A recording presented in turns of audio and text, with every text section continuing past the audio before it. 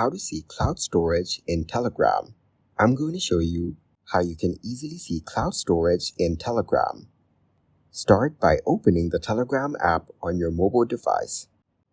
Now tap on any chat or message thread where you can send a message. Then tap on the paperclip icon at the bottom of the screen.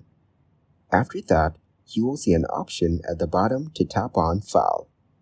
This will bring you to your cloud storage in Telegram, where you can send and receive files of any type, with a limit of 2 GB per file.